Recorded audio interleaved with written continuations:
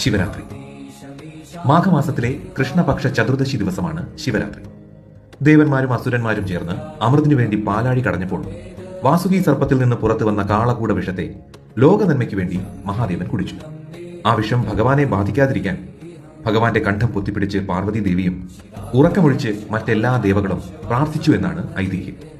അതിന്റെ സ്മരണയ്ക്കാണ് ശിവരാത്രി ദിവസം ഭക്തജനങ്ങൾ ഉറക്കമിളച്ചിരുന്ന് ശിവസ്തുതി ചൊല്ലുകയും പ്രാർത്ഥിക്കുകയും ഒക്കെ ചെയ്യുന്നത്. ശിവരാത്രി ദിവസം ശിവാലയ ക്ഷേത്രങ്ങളിൽ 4 യാമപൂജകൾ ഉണ്ടായിരിക്കും. ഈ 4 യാമപൂജകളും വ്രതമനുഷ്ഠിച്ച് തൊഴുത്തു പ്രാർത്ഥിച്ചാൽ സർവ്വ ഐശ്വര്യവും നന്മയും ഉണ്ടാകുമെന്നാണ് വിശ്വാസം. ശിവരാത്രി ദിവസം ആദ്യ യാമപൂജ വൈകുന്നേരം 6:30 ആ സമയം ബ്രഹ്മാവ് ശിവനെ പൂജിക്കുന്നു എന്നാണ് വിശ്വാസം. രാത്രി 9:30 രണ്ടാമത്തെ യാമപൂജയിൽ വിഷ്ണു ഭഗവാൻ ശിവനെ പൂജിക്കുന്നു. അർദ്ധരാത്രി 12:30 മൂന്നാമത്തെ യാമപൂജയിൽ ദേവി ശിവനെ പൂജിക്കുന്നതായും രാവിലെ 3 മണിക്കുള്ള 4-ാം യാമപൂജയിൽ ദേവന്മാർ, മഹർഷിമാർ തുടങ്ങിയ സമസ്ത ജീവരാശികളും ഭഗവാനെ പൂജിക്കുന്നു.